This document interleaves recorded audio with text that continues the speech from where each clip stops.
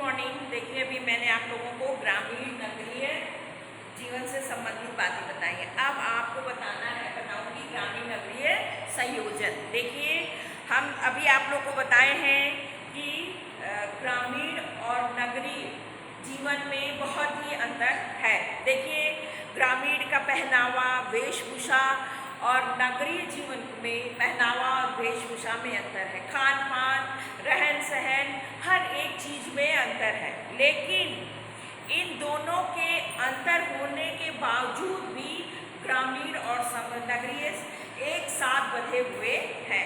ग्रामीण समुदाय और नगरीय समुदाय एक साथ बंधे हुए हैं। देखिए, गांव में जो लोग रहते हैं उनके बच्चे क्या करते हैं, शहर में जाते हैं पढ़ने के लिए, और गांव से और शहर दोनों का एक संबंध हुआ। देखिए, गांव से जो दूध वाला ग्वाला होता है वो लेके जाता है दूध शहर बेचने के लिए। मतलब कि कभी भी ये लोग एक दूसरे से अलग नहीं है, उनका व्यवसाय अलग है। गांव में कृषि का कार्य करते हैं और शहर में अनेक तरह के कार्य करते हैं। तो उन दोनों में जाने में दोनों समुदायों में अंतर होने के बावजूद भी समानता है। देखिए, यद्यपि जितना ग्रामीण नगरीय संयोजन आधुनिक समय में देखने को मिल रहा है, उतना पूर्व में नहीं था। स्वतंत्रता प्राप्ति के पश्चात ऐसी अनेक दशाएं उत्पन्न हुई जिनके परिणाम स्वरूप ग्रामीण नगरीय समुदायों की निरंतरता बनी रही। ठीक है, देखिए फिर क्या है। वर्तमान दौर में ग्रामीण और नगरीय समुदायों के बीच पारस्परिक अंतःक्रिया में अनवरत निरंतरता देखी जा सकती है। कुछ समय पहले यह कहा गया कि गांव एक आत्मनिर्भर इकाई है, परंतु आधुनिकता के इस दौर में आत्मनिर्भर नहीं है। इसमें तीव्र गति से वृद्धि हुई है और लोग गांव में नगरीकरण को अपना रहे हैं। लोग क्या कर रहे हैं, गांव से शहर में बच्चों को भेजते हैं, शहर से सारा सामान लेते हैं। मतलब एक दूसरे से मिले बंधे हुए हैं।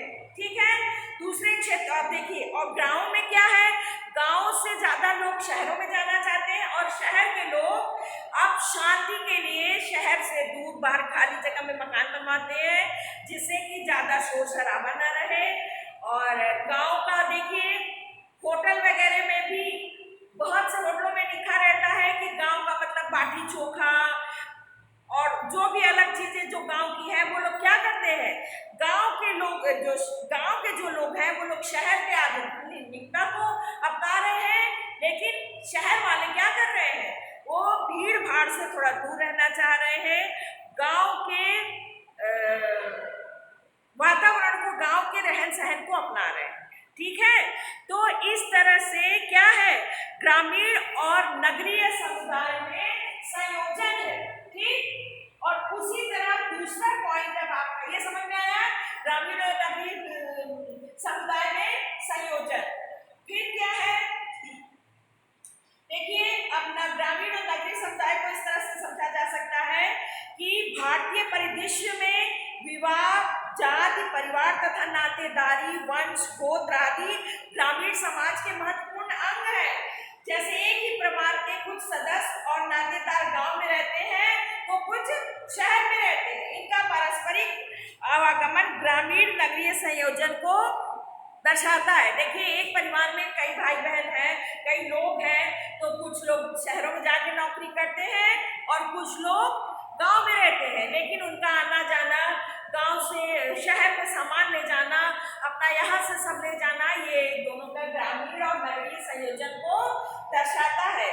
देखिए, फिर है, प्रसिद्ध समाजशास्त्री राधामोहन मुखर्जी ने कहा है कि ग्रामीण नगरीय द्विभाजन का स्पष्ट स्वरूप विद्यमान नहीं है। इनके अनुसार ग्रामीण नगरीय निरंतरता एक सामाजिक यथार्थ है। इनकी मान्यता है कि प्रायः नगर गांव का ही एक विकसित रूप है। ठीक है, उदाहरण के रूप में बिहार का शिवहर जिला, उत्तर प्रदेश का सफाई गांव आदि ग्रामीण नगरीय निरंतर के साक्षात उदाहरण है। ठीक है, अब देखिए, ये समझ में आ गया। अब आपको बता रहे हैं ग्रामीण नगरीय विभाजन। ये क्या था? ग्रामीण नगरीय संयोजन और ग्रामीण नगरीय विभाजन। इसमें क्या है?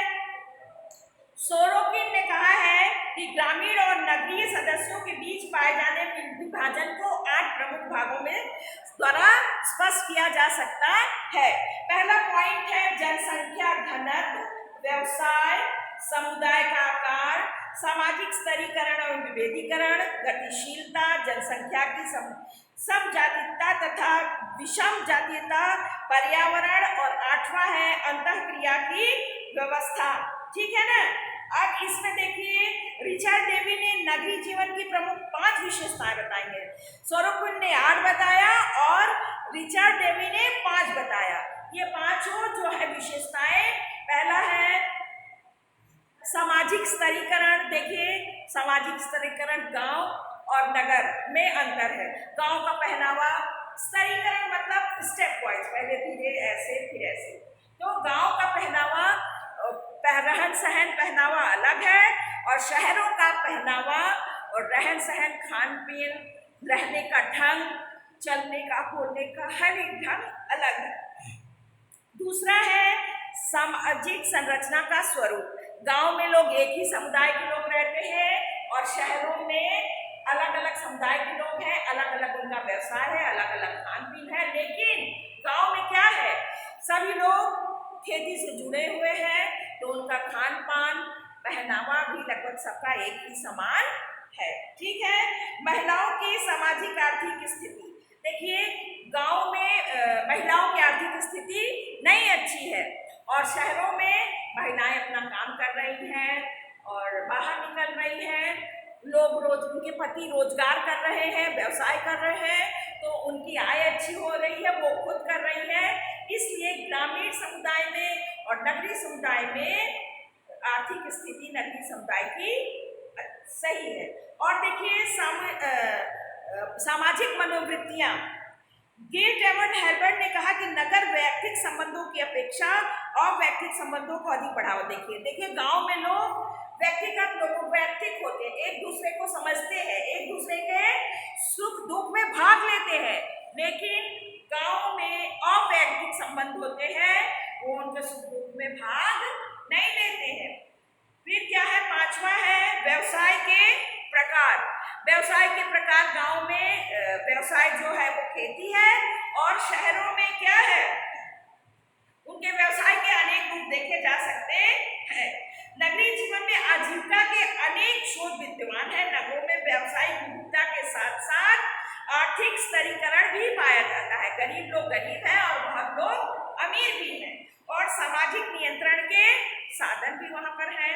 इसलिए ये 7वां पॉइंट है विवाह एवं परिवार। ग्रामीण एवं नगरीय जीवन में विवाह और परिवार के स्वरूप एवं कार्यों के आधार पर भी भिन्नता पाई जाती है। ग्रामीण समुदाय में आज भी संयुक्त परिवार है, लेकिन नगर में एकाकी परिवार है। लोग एक दूसरे को नहीं जानते हैं और अपने हिसाब से अपना कार्य करते हैं। अतः स्पष्ट है कि ग्रामीण तथा नगरीय समाजों में अनेक समानताओं के बावजूद अनेक विभेद भी पाए जाते हैं। इन विभेदों के अलावा कुछ अन्य आधार भी हैं जो नगरीय और ग्रामीण समुदायों में विभाजन को दर्शाती हैं।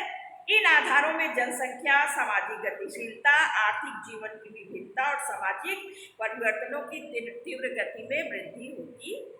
देखिए आपका ये लेसन भी खत्म हो गया है, ये कॉमन लेसन आपका खत्म हो गया। पहला था जनानिकीय, दूसरा था ये ग्रामीण और नगरीय समुदाय में संयोजन।